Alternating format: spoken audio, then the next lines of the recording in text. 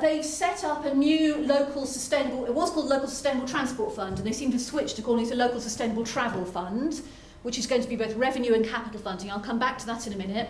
And of course there's also the Regional Growth Fund, again both revenue and capital. I'll come back to that.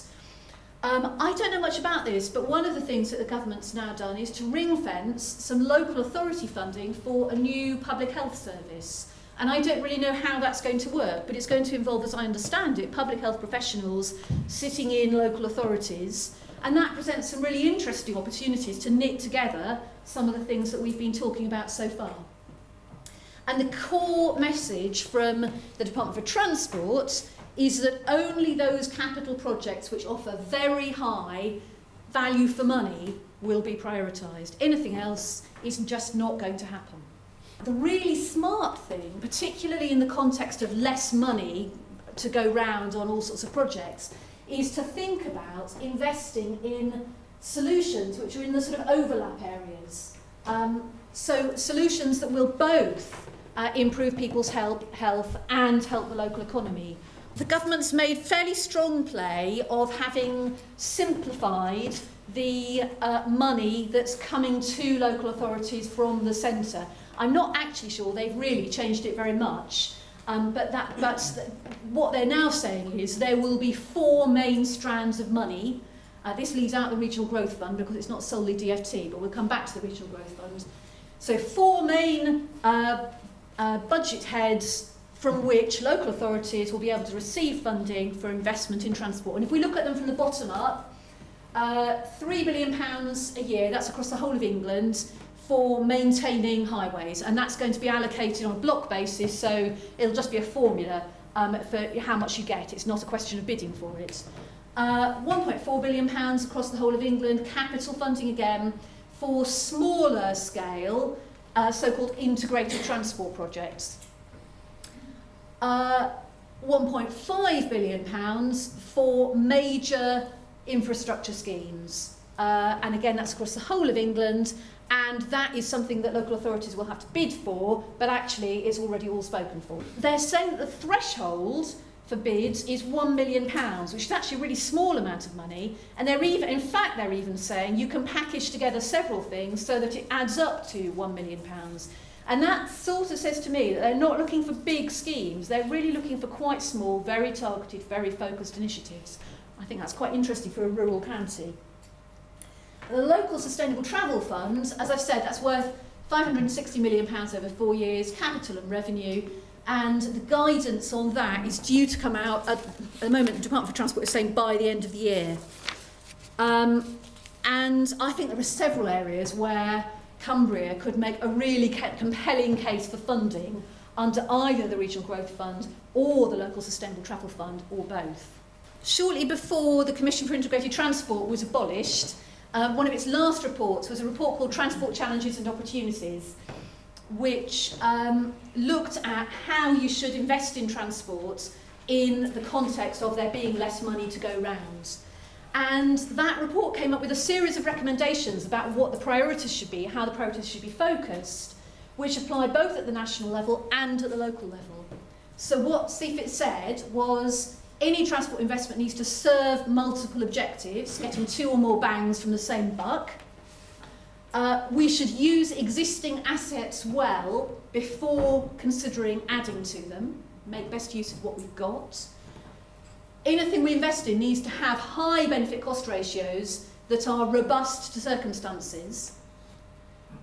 We need to pull together different initiatives that fit so that they form coherent, mutually reinforcing packages, and we need to find a way of locking in the benefits. That means that you don't build some new, a huge amount of capacity that you then allow to fill up very quickly and have a situation where a road, for example, is as congested as it was before. And in the same report, CFIT picked up on a theme which had first been identified by Sir Rod Eddington in his transport study for the Treasury about 3 years ago. He said small is beautiful, and that many of the very high value for money schemes, transport schemes, if you look across the piece, across the country, tend to be smaller projects. And he had a lovely graph, economic returns of smaller schemes relative to larger schemes. So this is the cost of the scheme, and it's on a log scale. So that's £10 million, that's £100 million. And up the y-axis is benefit cost ratio. And what you can see is that generally smaller schemes have, may have, don't always have, but may have very high value for money. But it's absolutely unheard of, as you get into the very, very expensive schemes, to get really high benefit cost ratios. And so it becomes really important to think about whether we can get more value for money by focusing on packages of smaller schemes. Sorry, can I just ask you about that? I don't Yeah. want to hold up, but actually there are far more schemes of the under 1 billion, and actually the proportion of them which are higher up the scale is comparatively few. So I accept the point that there are none above 5 of the schemes costing it, but actually I'm not convinced by the evidence there at all. I think the point is that what we need to be focusing on, I can't jump like Mike, I'm not, it is the schemes that are with a BCR that's higher up. And it's not to say that all small schemes necessarily have high value for money. But what we need to do is to look for the schemes that do have high value for money. And CFIT actually, I mean, really building exactly on your point, CFIT took that a little bit further and said, well, let's try to work out what are the types of investment where you do find schemes that offer the very highest value for money. And so within any particular category, bus investment or road safety schemes, you will have a range of value for money from very high to very low. But the very highest value for money schemes are in local road safety, smarter travel and cycling. So if you break things down by topic, then those are the areas where you get some schemes that have very high value for money. The reality is that if we hang on to schemes that we've been kind of wanting to promote for a really long time, we will eat up very scarce resource in terms of money and staff time, limited staff time, in feasibility studies, in design work, in economic appraisal.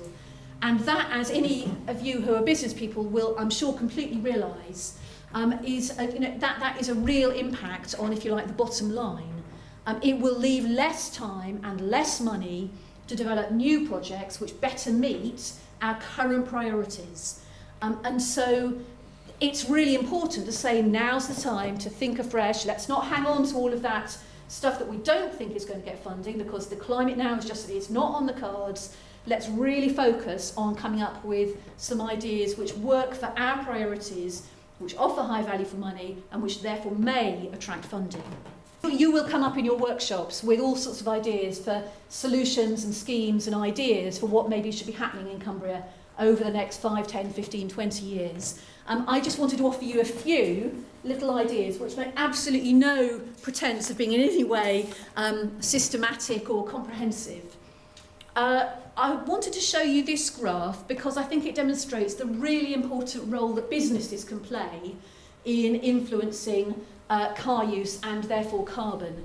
The graph shows about 40 businesses who have implemented travel plans to encourage their staff to travel to work by car sharing or by bus or by bike. And what you can see is that the reduction in car trips to work varies enormously across the businesses, but that I highlighted in orange, the sort of the ones in the middle, really just to say that typically a business that does something about transport of its staff can expect to reduce car travel by between 10 and 20%, and therefore potentially carbon by between 10 and 20%. And that's really important because nationally, commuting accounts for 1/4 of the carbon emissions from transport, and business travel accounts for another 13% of the carbon emissions from transport.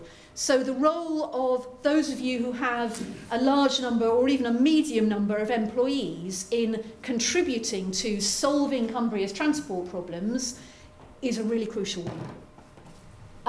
And I also felt I couldn't do a talk in Cumbria without talking about Rural Wheels, which with my CFIT hat on I visited 2 years ago and a year and a half ago and thought was really fantastic. I think there's a really interesting question about the potential role of shared taxis in the deep rural areas of Cumbria. Other European countries operate shared taxi schemes on a very large scale now. It's become almost a new mode of public transport. I should say that Chris Hardwick, who did the research for us,